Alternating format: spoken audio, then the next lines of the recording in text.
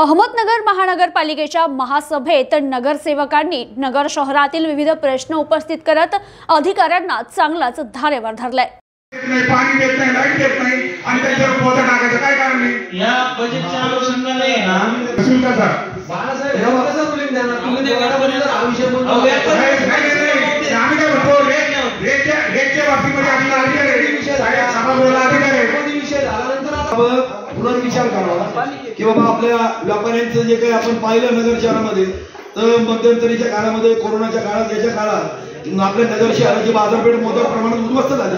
अनेक ग्रामीण भागातले व्यापारी उद्योग व्यवसायी त्या ठिकाणी भारतातील आलेले ग्रामीण भागातले व्यवसाय आणि नगर या असे कर आकारल्यामुळं या नगर शहरातील व्यापारावर त्याचा मोठ्या प्रमाणात परिणाम होणार आहे।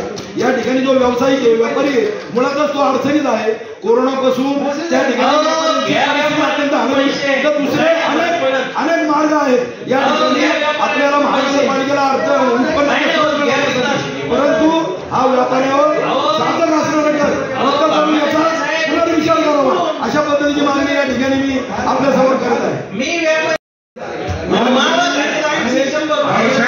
काही लोकांना 15,000 रुपये, काही लोकांना 10,000 रुपये, त्यांना काय करणार? 10,000 त्यांना काय करणार?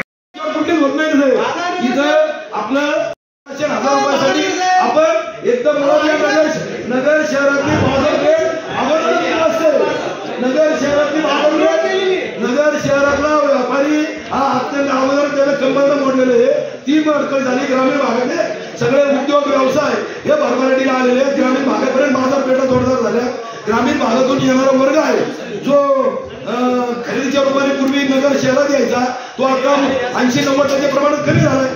त्याच्यामुळं या ठिकाणी व्यापार वाढीसाठी आपण या ठिकाणी व्यापाऱ्यांच्या पाठीशी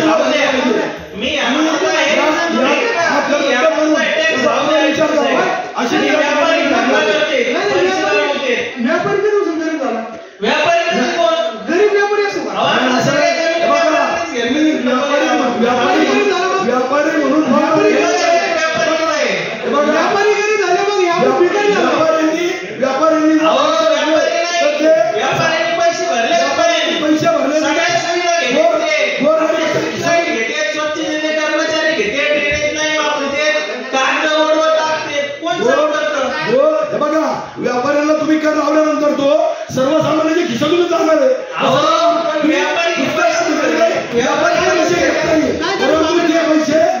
पैसे सामान्यांच्या खिशातून जाणार ना। समजा उद्या त्याला 5,000 रुपये वर्षाला भरावं लागले तो कुठल्या तरी वस्तूमध्ये 100 रुपये वर्षाला वाढवणार आहे।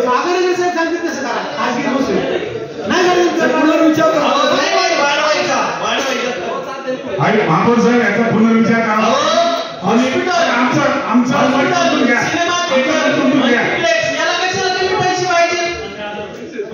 विषय